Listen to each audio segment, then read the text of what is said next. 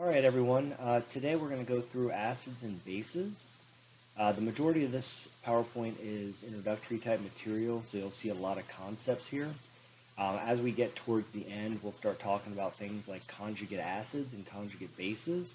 That's the important stuff, and it's a little bit confusing, so make sure you're paying attention, especially towards that part, so you might want to watch the video one or two times just to kind of get a good understanding of it. All right, let's go. All right, so the first slide here, we're going to talk about some of the properties of acids and bases. A lot of these will look familiar to you, especially if we've already gone through and done the reading. So I'm going to go through them fairly quickly. So we're going to start with the acids first, and you can see the first property we have is acids have a sour taste. Think about it if you're drinking something like orange juice or something like that, you might kind of get a little sour type taste to it. Acids turn blue litmus paper red. Some acids react with metals to produce hydrogen gas. Acids react with bases to produce salts and water, which we'll talk about later when we talk about neutralization reactions. Acids conduct electric current, and their pH is from 0 to 6.99 on the pH scale. For bases, the bases generally taste a little bit bitter. Bases turn red litmus paper blue. Dilute aqueous solutions of bases feel slippery. If you've ever touched cleaning supplies with your fingers or your hands, you might kind of move your fingers around and kind of feel a little slick or slimy.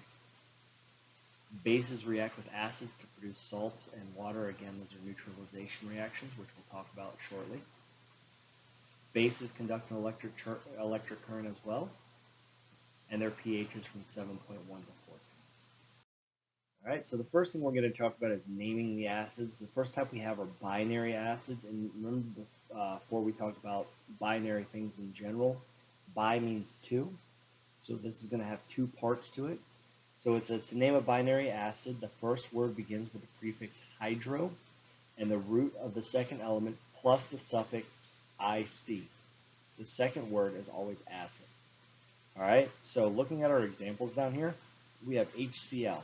So the first word begins with the prefix hydro. So we have hydro, and then the second element, which is chlorine, but we're changing it to IC. So hydrochloric, and the second word acid. So hydrochloric acid. For the second one, we have H and Br. So we have H hydro, and we have bromine, so we change it to bromic. So hydrobromic acid. It says, although the term binary means two elements, there are a few acids with more than two elements that follow the same naming rules as binary acid. If no oxygen is present in the formula, the rule is the same except the root of the polyatomic ion that acid contains is used. Okay, so we look down here and we see HCN. H we know is hydro, and then we have CN. Now you might not remember what CN stands for, so you might have to have that periodic table or the polyatomic ion sheet handy when you go through this. All right, so we have hydrocyanoic acid. All right, CN is cyanide, so we have hydrocyanoic acid. The next type of acids that we're going to look at are the oxyacids. So an oxyacid is an acid that contains both a hydrogen atom and an oxyanion. An oxyanion is a polyatomic ion containing one or more oxygen atoms. So again, if you look on that polyatomic ion page that we saw a long time ago, first semester, when we did the naming of compounds and all that stuff, I would have that out and just kind of refer to it and take a look at it when we're naming these acids, because again, that's how a lot of them get their names. So how do we name them? The first thing we're going to have to do is identify the polyatomic ion present. Then, the first word of the oxyacid's name consists of the root of the oxyanion and the prefix per or hypo, if that is part of the name. Okay, so you're going to have to look at that polyatomic ion sheet to determine that. Then we're going to add the suffix, and it says follow the chart of the polyatomic ion has the following endings. So again, if you're looking at that polyatomic ion sheet, If its ending ends in ATE, you're going to change its ending to IC. If it ends in ITE, you're going to have to change it to OUS. Okay, that might be a little confusing, but again, you need to have that polyatomic ion sheet out, pull it out, take a look at it. Anything that ends in an 8, it turns into an IC when you name it. Anything that ends in an ITE, you're going to change to OUS. So let's take a look here. We have HNO3, okay? HNO3. When I put that together, I have nitric acid. NO3 is nitrate, okay? ATE, nitrate. So it ends up becoming nitric acid. Notice that we do not have to put hydro or per or hypo or anything in front of it. How do I know that? Again, looking at the polyatomic ion, nitrate, that's what its name is. So there's no sense to put a per or hypo or anything in front of it. Let's look at this second example. We have HNO2. Okay? NO2 is nitrite. Alright? So again, look on the polyatomic ion sheet, find NO2, and you see it's nitrite. Because it ends in ITE, its ending changes to OUS. So it becomes nitrous acid.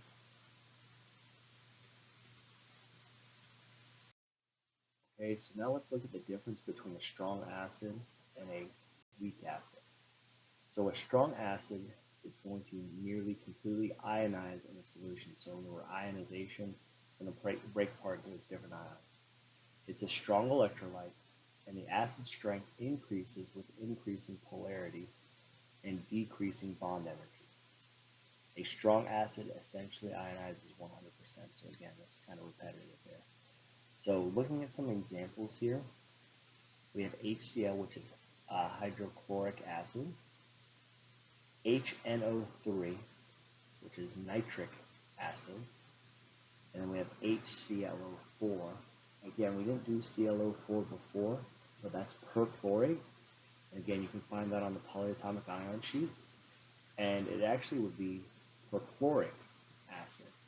So remember that prefix from before, that's where that per comes into play. We also have weak acids. Weak acid only slightly dissociates in water solution and contains H3O plus ions, anions, and dissolved acid molecules. Only a small percent of acid molecules donate their hydrogen, and the most remain the same. They are a weak electrolyte. So some examples here, we have acetic acid, and we have hydrocyanuric acid. Okay. What I would do is just kind of write those examples down. I'm giving you specific examples for a reason. I wouldn't ask you like to randomly pick an acid that I haven't given you and tell me whether it's strong or weak based on just looking at a formula. I would give you a specific example. So like the question might say, of the following A, B, C, D, which one is a strong acid? And I would give you HCl, HCNO3, HCN, or none of the above, or something like that. All right, taking a look at strong bases in this slide here. So it says a strong base that dissociates almost completely into its ions. So again, you're going to see a strong base is going to almost go 100% to dissociation into its ions. A strong electrolyte. All oxides and hydroxides of group 1 and 2 are strong bases. All right. So some examples that we see here, again, NaOH, which is sodium hydroxide, and then we have calcium hydroxide. It says when a base completely dissociates to yield OH ions, the solution is called alkaline. A weak base, most bases are weak in general. They dissociate only slightly in water solution. A weak electrolyte, and again, it kind of dissociates into its ions, but not completely. Ammonia here, NH3 is ammonia, that's a weak base. Again, I'm giving you specific examples, so when we go through this, I would only specifically ask you about these ones. I'm not going to give you a random base and tell me if it's strong or weak. Now, I might give you clues about it, I might say that it is a strong electrolyte or something like that. It dissociates completely. Is this a strong or weak base? And you'd have to be able to tell me that way.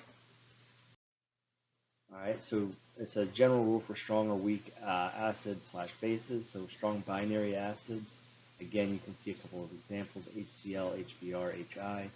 And then all the other binary ones are weak. Strong oxyacids, it says a ratio of O to H is 2 or greater. So let's look at this first example, H2SO4. You see that we have a ratio of 2. All right, essentially when you reduce down the 2 to 1 ratio between the O's and the H's. Over here, the HNO3, we have 3 O's for every 1 H. So that's what I mean by the ratio. Strong bases, hydroxides of groups 1 and 2, except for beryllium. All others are weak. So how can you determine a strong acid or a weak acid in a laboratory setting? So one way we can do that is the conductivity test. When we test for conductivity, if the light bulb that is connected up to this apparatus shines very bright, we usually know that it's going to be a strong acid. So a weak light, not very strong. Again, strong acid is going to have higher conductivity. React the two acids with metal like magnesium. When you do that, you'll see more bubbling that is produced because we're forming hydrogen at a faster rate. And then, of course, you can always measure the pH of the solution with a pH meter or other indicators. We have pH paper in the classroom. We also can use cabbage juice as an indicator as well. So looking at ways to measure a strong base in the lab, it's going to be almost identical to what we saw as an acid. Now, you're going to say, how am I supposed to know if it's an acid or base? Well, hopefully after we go through this unit and after all your reading and everything like that, we should be able to determine whether it's an acid or a base, especially when we go through the slides about looking at the different types of ways to determine if it's an acid or base, and then you should be able to tell. But again, if you have a brighter light for the conductivity test, it means you generally have a stronger acid or base, whatever it is. And again, you can see that there's a higher conductivity. Different here, for the base, it says react two bases with a chemical and observe the rate of reaction. So again, when they go through a reaction, generally a stronger one is going to produce a quicker, more violent type of reaction. And then, of course, we can always measure the pH based on indicators or pH paper or whatever. Okay, so the next thing that we're going to talk about here is hydroxide and hydronium ions. So all water solutions contain H plus or OH ions. The H plus are hydrogen ions. The OH minus are your hydroxide ions. Generally what you see is the more H plus ions you have, the more acidic a solution is going to be. The more OH ions you have, the more basic a solution is. But the other thing that I want to point out is this H3O plus that you see down here. That's the hydronium ion. So if you see a bunch of H3O plus ions, again, we're talking about an acidic solution. The reason it's like that is because your H is bonded with a water molecule, and it does that to kind of make it more stable. So sometimes you might see H3O plus ions as opposed to just H plus ions, but essentially we're still talking about acids. All right, so this slide just kind of goes through and just kind of gives you guys some real world examples of what we actually use acids for in your everyday life here. So starting with the top there, sulfuric acid, used in petroleum refining, so oil refining, making fertilizer. It's used in production of metals, paper, paint, detergents, and car batteries. Nitric acid, again, you can see used to make explosives, rubber, plastic dyes, different pharmaceuticals. Phosphoric acid, the main thing is it's this flavoring agent in beverages. You can look on the back of a Coke can or something like that, and you might see phosphoric acid. Hydrochloric acid, it's used as a pickling agent for iron and steel. What that means is basically we'll take these, after they create the steel, we'll dump it in a hydrochloric bath, and Basically what it does is it's going to remove any kind of impurities from the surface or anything like that, just to kind of get rid of anything that might have formed on it during the process of making it, so it kind of burns it off. And then acetic acid, you can see, is used to make plastic and food supplements. So again, those are just some common uses for acids that you might see in your everyday life. Okay, so this is where you kind of need to pay attention to how you can determine the difference between acids and bases. There are three different models that your book goes through. We have the Arrhenius model, the Bronsted-Lowry model, and the Lewis model. The one that we're going to use most is this Bronsted-Lowry one, so the one right there in the middle. But I'm still going to go through the other ones first. So the Arrhenius model here, it says a substance that contains hydrogen and ionizes to produce hydrogen ions in an aqueous solution. So it produces H plus ions. Essentially what you see there in the example are hydrochloric acid as a gas is going to be dissolved and it's going to form H plus ions in the solution. Whereas a base, according to the Arrhenius model, is a substance that contains a hydroxide group and dissociates to produce hydroxide ion in an aqueous solution, so again an OH producer. So again you have that NaOH, which is the base, and it's going to break down to form that Na and the OH ion. So again, it produces that OH. Alright? I'm going to jump down to Lewis, and then I'll do Bronsted-Lowry at the end. Lewis is an acid, is an electron pair acceptor, and it can accept or share an electron pair. Again, it's going to accept maybe some kind of pair from a different atom or compound that is in the chemical equation.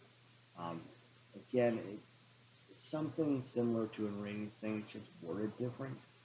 And a base is going to be an electron pair donor. So it has a lone pair that it can donate. So again, you'll see that when we look at these things, you're actually going to draw them out in their Lewis structures. You can see which one's going to be able to give up an electron. Okay? But the one that we're going to use, and probably the easiest to understand, is this Bronsted-Lowry one. And it says right there as an acid, is a hydrogen ion donor when dissolved in water. So again, it's donating H plus ions. And a base is a hydrogen ion acceptor when dissolved. So it's going to accept those H plus ions. And I'll go more into details when we actually look at some examples. And again, it's just important to know the three different models. I would definitely put a star by the Bronsted-Lowry one and have that written down somewhere because, like I said, that's the one that we're going to use the most. All right, so we're going to go into talking about conjugate acids and bases and identifying these things in a equation. But before, let's take a look at that Bronsted-Lowry model.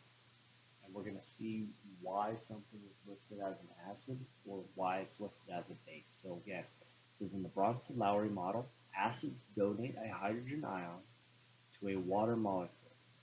The water acts as a base by accepting the hydrogen ion, forming the hydronium ion. Okay? So what that means is that this H right here is going to be donated to the water. Okay? And you should be able to see that on the second part of the equation where you have H3O plus and then the Cl by itself. So again, remember the definition of a Bronsted-Lowry acid is going to donate an H. So that makes the HCl an acid. The Bronsted-Lowry definition of a base is that it's going to accept that H. So our H2O is a base. Okay?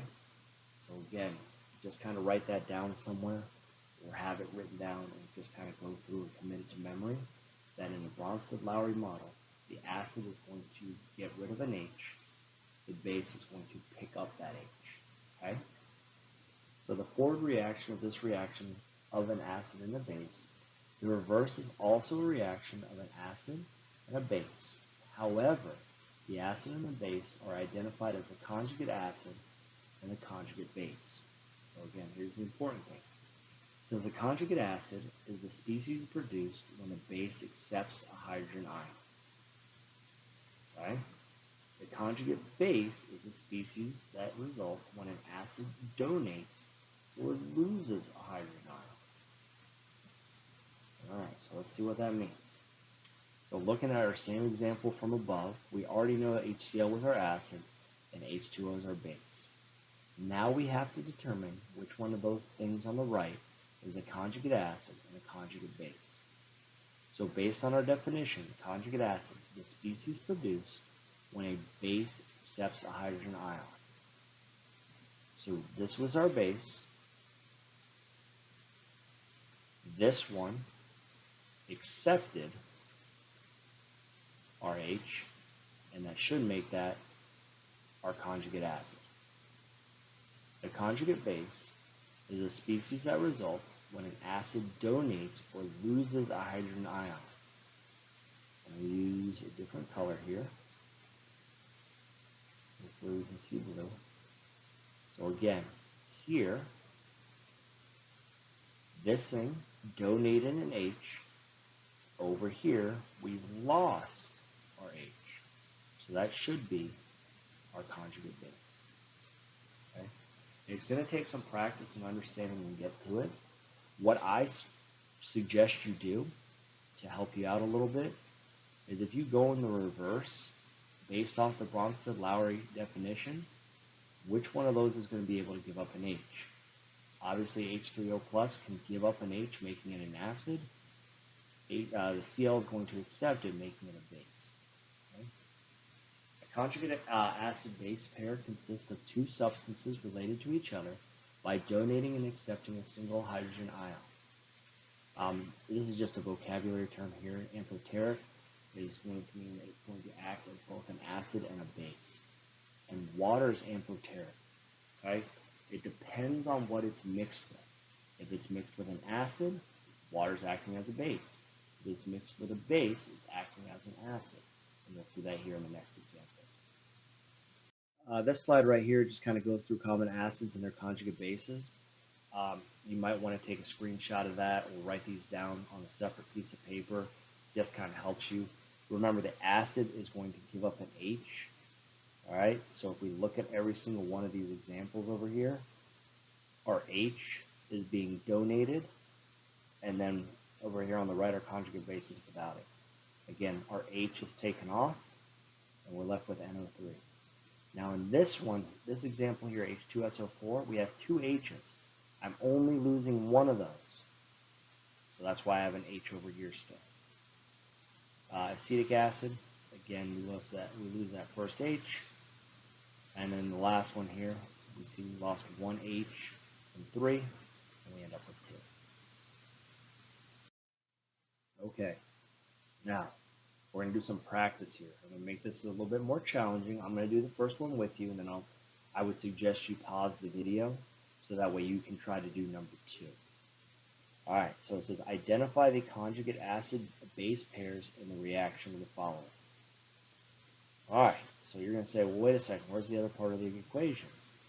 Well, you don't really need it for this part because first we have to identify the acid and the base on the left side. All right? Thinking about what we know so far, which one of these two is more likely going to give up an H? Now, after thinking about all the concepts and everything we learned, we should be able to pick out that this is a binary acid. If that's going to be an acid, the other thing's going to have to be a base. So the water is acting as a base. Okay? So remember, if this is acting as the acid, the HF, this H should go over here. Alright, so let's take a look. Alright, so we see that our H is donated. We're end up with H3O plus and F minus. So again, going back and checking, we see that our HF is an acid, and again, that's one of the binary acids we talked about earlier, which makes that the base, the H2O is the base. Coming over here on the right side, we're going to identify conjugate acid and base pairs. So we know that the conjugate acid is going to pick up an H, which would make that H3O plus, and the F minus is going to be the conjugate base. Okay. Now, again, what I would do if I were you is I would pause the video and try to do the second example on your own. I'll go ahead and give you a hint because some of you guys might be sitting there saying, how am I supposed to know if something's in this acid or a base or anything like that? Well, I did specifically give you NH3, so I'm going to go ahead and tell you that's a base, okay? If that's going to be a base, that means H2O is going to be your acid, okay? So, go ahead, pause the video, and try to write out the equation, and then identify everything, all the acid, the acid, the base, and then the conjugate acid and the conjugate base. All right, I'm going to go through it, so hopefully you pause the video and give yourself a chance to work on it on your own.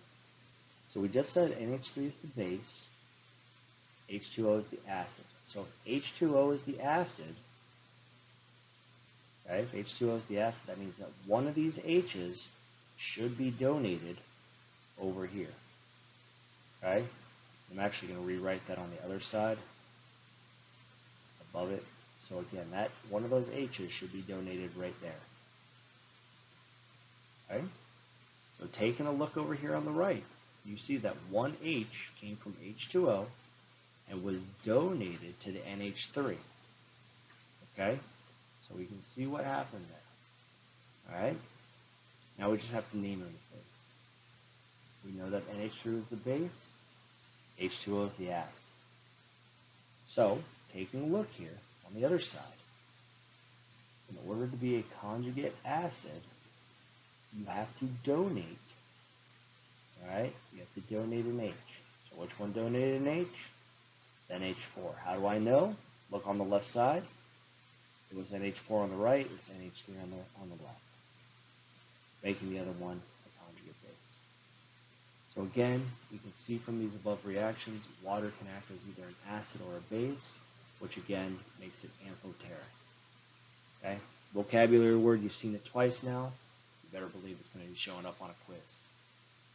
Alright, so for the bottom here, it says for each of the following acids or bases, give the conjugate form. Again, you're trying to give me the conjugate form of whatever it is. So what I would do if I were you is I would pause the video. I would see if you can do it on your own to see how much you know, and then I'll go over them here in a second. All right, so hopefully you pause the video and you're going to give yourself a chance. We have H3PO4. Okay, yeah, I know that it's phosphoric acid. I've been doing this a million times. Okay, so if it's an acid, we know we're going to lose one of those H's. Notice how I lost an H, and the other thing that I want to highlight here, and make sure you guys see, highlight, there we go, is notice that we have a superscript -1. Remember, I've lost a proton, okay? Because remember, an H ion is essentially a proton. So I've lost one, so it became -1. Alright? NH3. Alright? So for this one, this is acting as a base. That means that the second thing paired to it is going to act as an acid. Okay?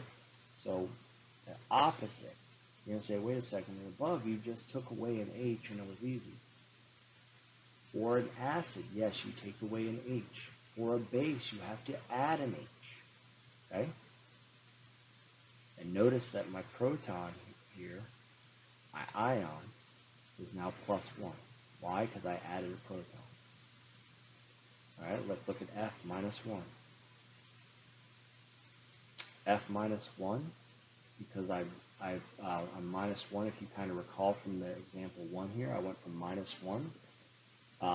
That means I've lost an H over here. Okay, so the opposite would be HF. And the bottom one, we have HCM. Again, this is an example I've given you a couple times here. So we should see that we lose an H, and when we lose an H, we become -1. The more you practice with this, the easier it will become. But again, it's all based on that Bronsted-Lowry definition. Alright, so when we classify acids, acids are classified as either monoprotic or polyprotic. Mono, obviously, means one. Mono, you have one hydrogen to donate. If you're polyprotic, you have more than one hydrogen to donate. And if you fall under the poly category, you can be diprotic. Di means you have 2 hydrogens to donate, and triprotic. Tri means you have 3. So looking at the chemical formula for an acid, you can distinguish whether the acid is mono or poly. Okay, so again, mono means it has 1 hydrogen to donate. Poly means it has a couple, okay, at least more than one. So looking at these different examples here, we got to identify whether they're mono or poly. And remember, if it's poly, it's either going to be diprotic or triprotic.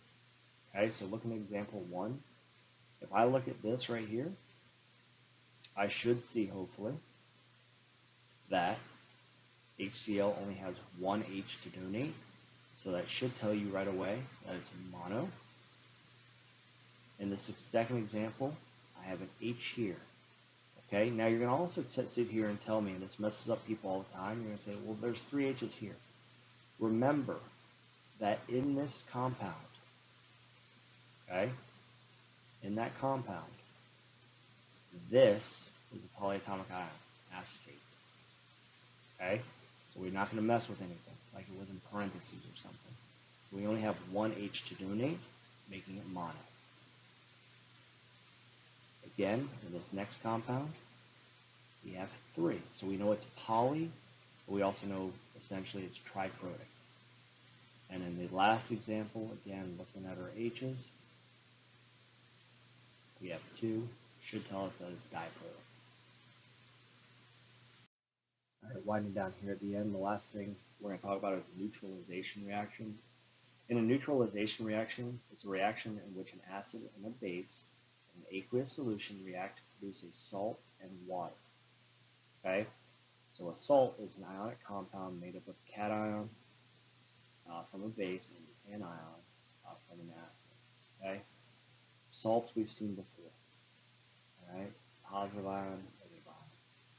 So neutralization reactions are essentially double replacement reactions. All right, we know that one of the products in a neutralization reaction is going to be a water, the other one's going to be a salt. Okay, so let's look at a generic equation here. We have AB plus CB produces CB plus H2O. So in this one, we're acting as the C and the B are getting together to form a salt, and then the A and B came together to form water. Okay, so AB, I'm just calling it an acid. CD, I'm calling the base. CB, I'm calling the salt, and of course we have water. So again, the important thing that you guys need to know that in a neutralization reaction, the 2 products are going to be a salt and water.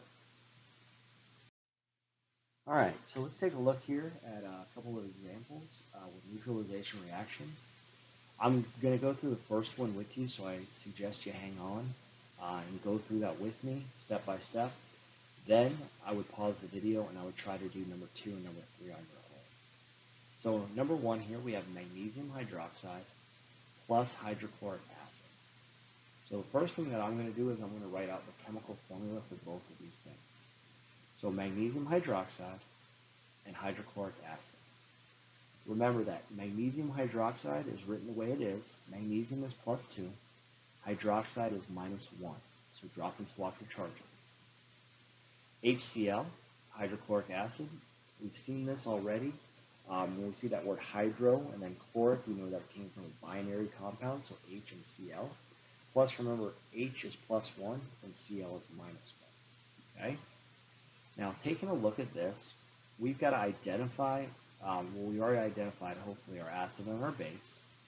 And remember that the 2 products of neutralization reactions are salt and water. So right away, you should already be able to write one of the products over there as H2O. Now you're going to say, how do I get that? Like, where does that come from? The H right here from the chlorine, or the hydrochloric acid, and the OH pair together. Pretty simple. All right? So what does that leave us with? That leaves you with Mg, magnesium, and Cl. Okay? So that's just like we wrote compounds before. Mg is now paired up with Cl. Mg was plus 2, Cl is minus 1. So we put our MgCl2 together. Remember, Mg is +2, chlorine is -1, drop in spot. And then we have H2O. H2O is water. Okay? So again, we have our MgOH2, which is our base. HCl is our acid. Now we have our salt, which is MgCl2 and H2O. The only thing left we have to do is balance that equation. So we have 1 Mg on both sides. We have 2 chlorines on the right, 1 on the left. So if I put a 2 there, I currently have 4 H's and 2 O's, which means I got to stick a 2 over here at the end. It also tells us to name that salt. This is just magnesium chloride. That just goes back to our naming from previous. So again, what I suggest you guys do is go ahead and pause the video and try to do workout number 2 and number 3. So that way you can figure out what we got here. I'm going to go ahead and go through these problems. So again, I suggest you pause the video and then go back and listen to it. All right, so we have hydrochloric acid, so we have HCl again and sodium hydroxide. So HCl and then sodium hydroxide. Again, our two products are going to be a salt and water. Again, if you want to highlight, we know we're losing the H here and we're losing the OH here. That means we're going to pair up with the Na and the Cl. So go ahead and go through the process. And we have NaCl plus H2O, salt plus water. NaCl is sodium chloride, and then of course we have water, H2O. Always go back and check to see for balancing, and to me it looks like it's already balanced. The last example here, we have sulfuric acid and calcium hydroxide. If you don't know how to write sulfuric acid, please go back and take a look at our common acids to know, and it's one of those. If you don't remember that sulfuric acid, sulfate, is on the back of our polyatomic ion sheet. You can see the charge on there is -2. So it means we need 2 H's to kind of counter that out. All right, so H2SO4 and then CaOH2. All right, so now this one might be a little bit more challenging to write. Okay, so let's figure it out. Remember that this 2 is here because the charge on SO4 was -2 and the charge on H was +1. Okay, so that's not going to change anything that we're doing as far as putting stuff together. OH and H pair together. All that leaves you with is Ca and SO4. Okay? Again, don't worry about this other 2. There's a 2 over here too, but remember, those are there to balance out the equation. Okay, to make the compound neutral. So, stick them together. Ca is +2, SO4 is -2. And we can reduce down, and then we have water.